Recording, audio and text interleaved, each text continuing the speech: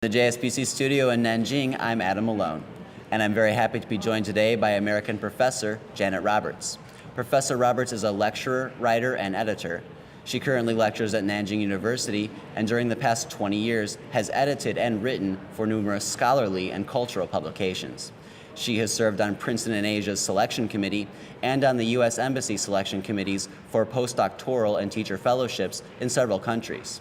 Today, she joined us to share her knowledge of academic exchange between the U.S. and China and to give practical advice to Chinese students hoping to study abroad, particularly in the U.S. Professor Roberts, thank you very much for joining us.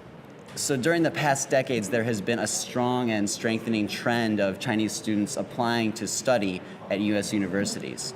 What sub-trends have you noticed underneath the larger trend? Well, there has been an increase.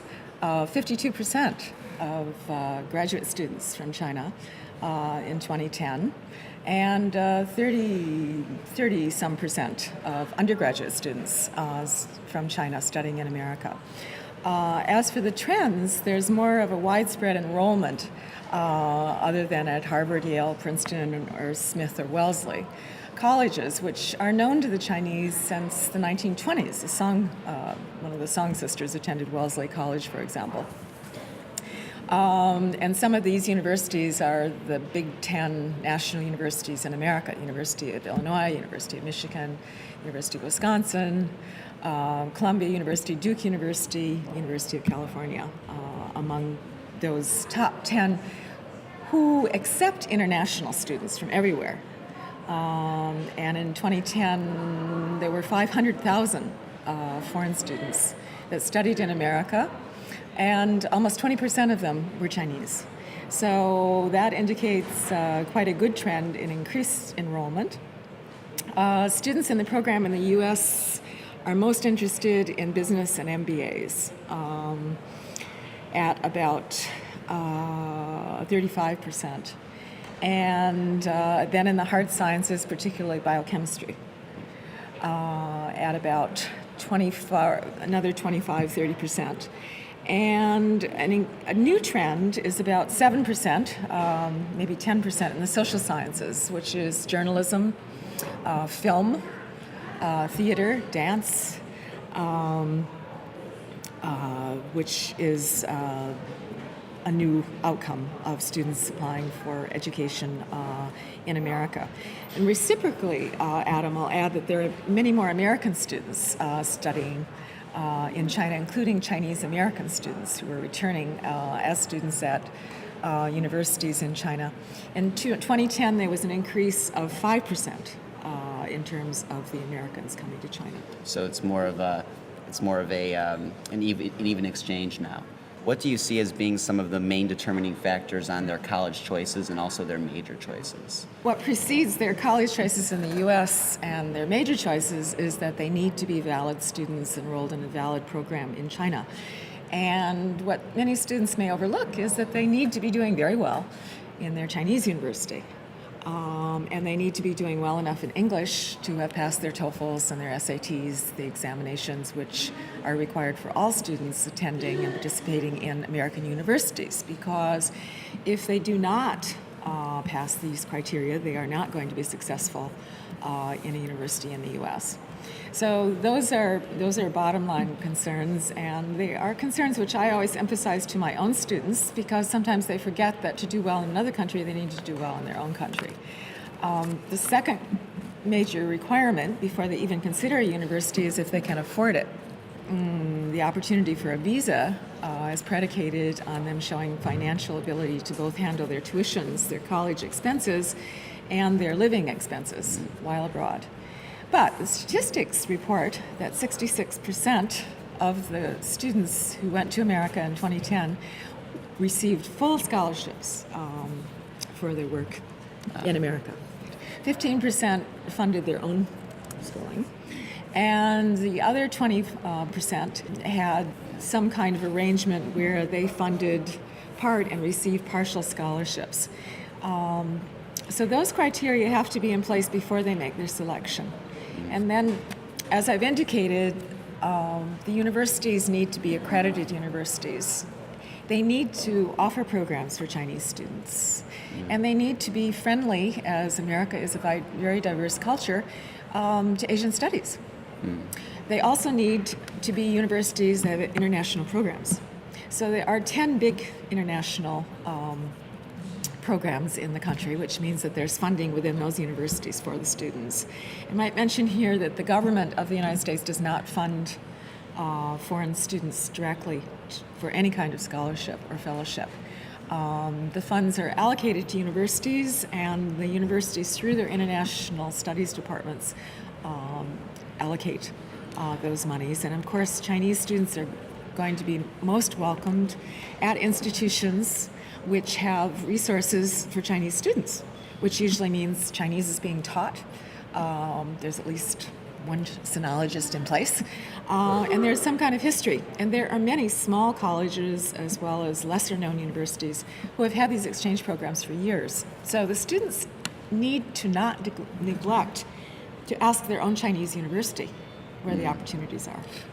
It's very important not to rely only on information about the U.S., which may be out of date, but to find the up-to-date information about their own colleges. Right. Before we move on to some of the more concrete issues, you've cited a quote by Susan Sontag, which says that world literature is a passport to a world of freedom. How can study abroad open up a world of freedom to Chinese students? Well, it definitely can. It can open up a world for all students. When I was at Oxford University, or at the University of Wisconsin, going to Oxford University, it certainly opened up a world for me by using a passport of literature to study literature abroad. It opens up the opportunity for new options, for changing perspectives, for being a global citizen. In fact, in America, programs are being fostered for young people to learn about other cultural ideas, about what it would be like to live in other cultures, and then, if possible, taking the next step, which is to actually go abroad and do some study. And all of this under the rubric of being a global citizen. So Susan Sontag, in this, was advocating that literature is a way of knowing the hearts and minds of people in other cultures, and in that way achieving greater understanding of them, and through that understanding of others, greater understanding of ourselves. And of course, that is very important for students in development. And have you seen any particularly impressive success stories in your own personal experience with students studying abroad in the United States or other places and really gaining something great from that experience? Well, as one of the program officers at our Bureau of Education and Cultural Affairs in Washington indicated, that many Chinese students in the visa situation were very nervous, but when they come back from the country, they are no longer nervous. I think the first quality that students acquire is self-confidence, because they have learned how to live in another culture. They have learned more clearly what their own identity is, and they have learned about how others think, and they have gone through the experience of rethinking how they think. Yes, of course, there are stories. Zhejiang University in Hangzhou, where I taught last year, there were a number of students that participated in programs. Programs are not enrollment in universities.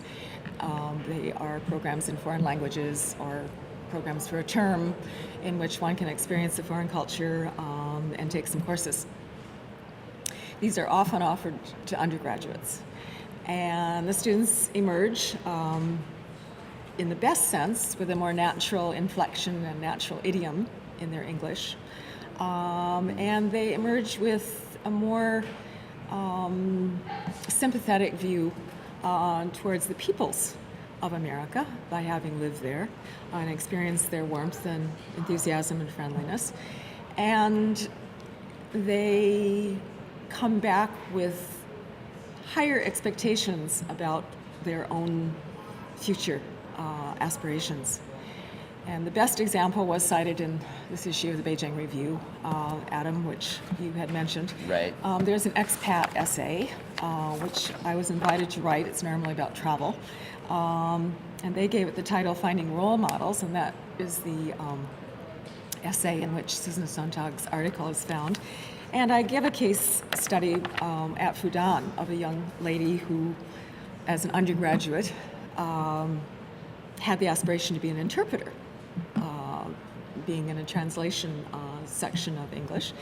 And I encouraged her to raise her aspirations, and then she decided that she wanted to work for an NGO, the United Nations, because I had worked for the UN for a while, and I suggested that she increase her level of education and try to be a program manager instead of an interpreter, or consider law.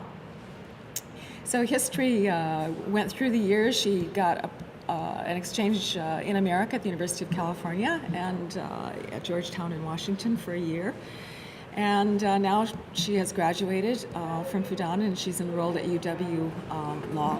So she's one of the most successful stories I personally have witnessed.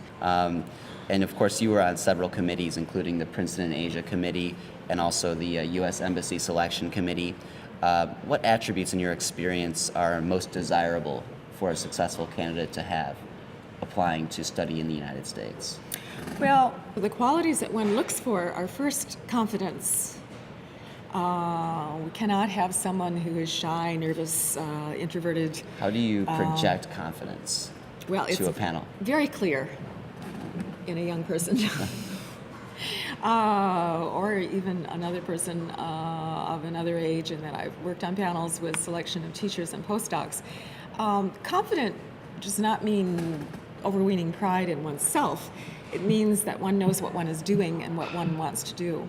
So those that are opted out of the program in the interview are those who don't know what they want to do and don't know why they're going to the country. So have a clear goal in mind to present. Second quality is social skills.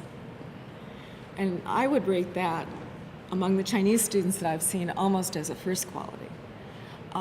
If a person does not have the ability to engage with others in a positive way, to feel reciprocity with others in giving and take, there's not going to be a positive relationship abroad. And then, as we've said before, the student has to be a good student. Right. The student has to have qualified because the student did well, not because the student thinks they will do better or well in another country. They really need to have somehow adapted to and managed the requirements of their home university in order for the university in America to have confidence that they will manage and adapt to the requirements there, which will be different. So past academic performance, very important.